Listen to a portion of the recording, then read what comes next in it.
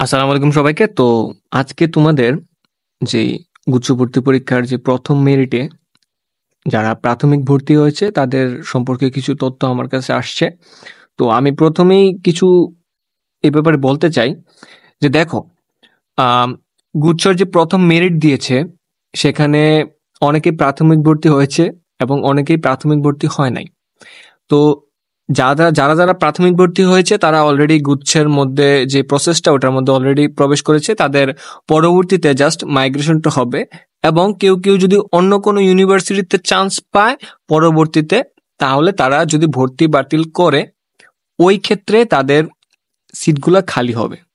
আশা করি ব্যাপারটা বোঝাতে পেরেছি। এবার আসি যে ফাঁকা সিট। এই ফাঁকা সিটগুলো হচ্ছে কারা, মানে কারা ভর্তি হয় নাই বা কারা।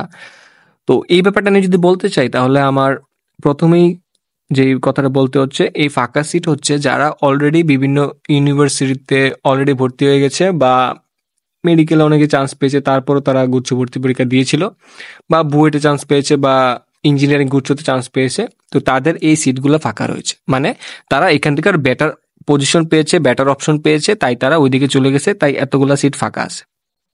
তো ঠিক আছে, এতটুকু আপাতত থাকুক। তারপর দেখো এখানে কিছু আমি তোমাদের ইনফরমেশনগুলো দেই।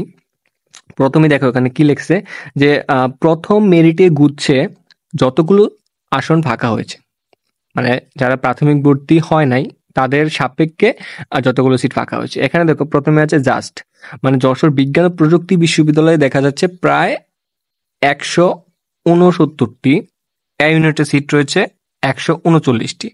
টোটাল এতগুলো সিট ফাঁকা রয়েছে, প্রায় ধরো 170টির মতো সিট ফাঁকা রয়েছে যশোর বিজ্ঞান ও প্রযুক্তি বিশ্ববিদ্যালয়ে। এবার যদি আমি জগন্নাথ বিশ্ববিদ্যালয়ে আসি তাহলে দেখা যাবে জগন্নাথ বিশ্ববিদ্যালয়ে ওভারঅল সবকিছু মিলে প্রায় 387টি সিট খালি আছে প্রথম মিনিটের পরে, বা প্রথম যেই প্রাথমিক ভর্তিটা হয়েছে সেটার পরে। আর দেখো রবীন্দ্র বিশ্ববিদ্যালয়ে দেখা যাচ্ছে আম, খুবই কম, মাত্র 8টা সিট খালি রয়েছে। আর বঙ্গবন্ধু শেখ মুজিবুর রহমান বিশ্ববিদ্যালয় যেটা কিশোরগঞ্জ, আম, সেটার মধ্যেও 17টি সিট খালি রয়েছে। এবং শাহজালাল বিজ্ঞান ও প্রযুক্তি বিশ্ববিদ্যালয়ে টোটাল 348টি সিট খালি রয়েছে। এবং নোয়াখালী বিজ্ঞান ও প্রযুক্তি বিশ্ববিদ্যালয়ে 110টি সিট খালি রয়েছে। মাওলানা ভাসানী বিজ্ঞান ও প্রযুক্তি বিশ্ববিদ্যালয়ে টোটাল 51টি সিট খালি রয়েছে। এবং কুমিল্লা বিশ্ববিদ্যালয় এবং বরিশাল বিশ্ববিদ্যালয়ে যথাক্রমে 72টি এবং 80টি করে সিট খালি রয়েছে। এবার একটা জিনিস তোমরা দেখো, এখানে মাত্র আমি অল্প কয়েকটা ইনফরমেশন পেয়েছি। আমি বাকিগুলো পেলে যত দ্রুত সম্ভব তোমাদেরকে জানিয়ে দেওয়ার চেষ্টা করব। আর একটা জিনিস কারা কারা খেয়াল করছো জানি না, যাদের মার্ক কম আছে এবং যারা অপেক্ষাকৃত নতুন ইউনিভার্সিটিগুলোতে আবেদন করছো, তারা দেখো এই যে রবীন্দ্র ইউনিভার্সিটি আছে বা বঙ্গবন্ধু শেখ মুজিবুর রহমান বিশ্ববিদ্যালয় কিশোরগঞ্জ আছে, দেখো এই নতুন বিশ্ববিদ্যালয়গুলোতে কিন্তু সিট সংখ্যা কম, এটা একটা পয়েন্ট। পাশাপাশি এগুলোতে আবেদনও করছে যারা কম নাম্বার পেয়ে চান্স পাইছে, বা কম নাম্বারে যারা চান্স পাবে আর কি। তো এই কারণে হয়েছে কি, তারা সহজে সিটটা ছাড়তে চায়নি। বাট যারা এই যে বড় বড় ইউনিভার্সিটিগুলো যেগুলো আছে, যেমন জগন্নাথ বিশ্ববিদ্যালয়, তারপর সাস্ট, এগুলোতে দেখা যায় অনেক সিট ফাঁকা রয়েছে, কারণ এগুলো তাদের অপশন হিসেবে ঠিক ছিল। বাট যারা কম নাম্বার পেয়েছে তারা দেখো তারা কিন্তু প্রাথমিক ভর্তি হয়ে গেছে, যেমন রবীন্দ্র বিশ্ববিদ্যালয় এবং বঙ্গবন্ধু শেখ মুজিবুর রহমান বিশ্ববিদ্যালয় কিশোরগঞ্জ মাত্র 8টা এবং 17টা করে সিট খালি রয়েছে। অর্থাৎ এইগুলাতে চান্স পাওয়াটা খুবই টাফ হয়ে যাচ্ছে, কারণ যেহেতু সিটগুলো ফিল আপ হয়ে যাচ্ছে এবং এইগুলা থেকে মাইগ্রেশন প্রসেসটা খুবই কম হবে এবং সিট ফাঁকাটাও কম হতে পারে।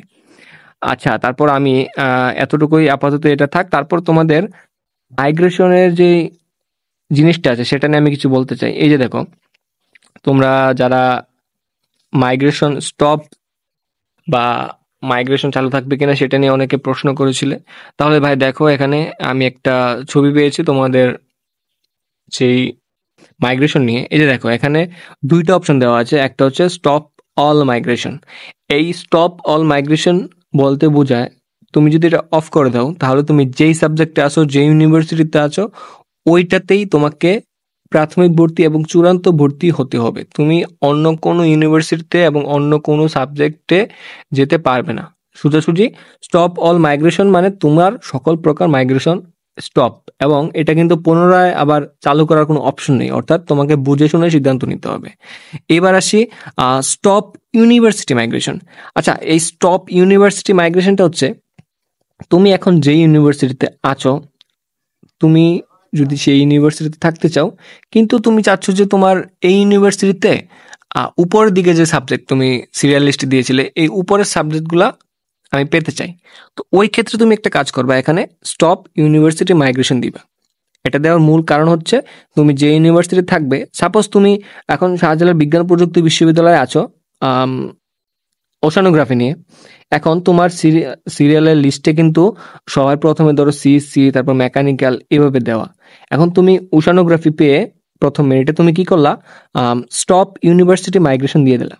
এতে কি হবে, তুমি যে আদার্স ইউনিভার্সিটিগুলোতে অ্যাপ্লাই করছিলা, যেমন ধরো মাওলানা ভাসানী, তারপর ধরো জগন্নাথ, ওই ইউনিভার্সিটিতে তোমার আর যাওয়ার সুযোগ থাকবে না।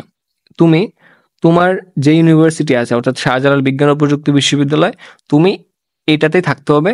এবং তুমি ওশানোগ্রাফি থেকে আস্তে আস্তে উপরের দিকে যে সাবজেক্টগুলো আছে শাহজালাল বিজ্ঞান প্রযুক্তির, যেমন মেকানিক্যাল বললাম, তারপর সিএসসি বললাম, তুমি ওই দিকে যেতে পারবে, বাট তুমি অন্য কোনো ইউনিভার্সিটিতে যেতে পারবে না। এটা হচ্ছে স্টপ ইউনিভার্সিটি মাইগ্রেশনের অপশনটার ব্যাখ্যা। আর স্টপ অল মাইগ্রেশনটা আমি আবারও বলছি যে তুমি টোটাল মাইগ্রেশন প্রসেস থেকে বাতিল হয়ে যাবে। তুমি যে ইউনিভার্সিটিতে আছো এবং যেই সাবজেক্টে আছো, তোমাকে ওইটার থেকেই পার্মানেন্ট হিসেবে এবং চূড়ান্তভাবে ভর্তি হতে হবে। তো আশা করি এতটুকু ব্যাপার বুঝাতে পেরেছি। তো মেরিট সংক্রান্ত এবং সিট ফাঁকা সম্পর্কে আরো আপডেট যদি আমার কাছে আসে, আমি সাথে সাথে তোমাদেরকে জানিয়ে দেবো। তো ঠিক আছে, ভালো থেকো তোমরা। আসসালামু আলাইকুম।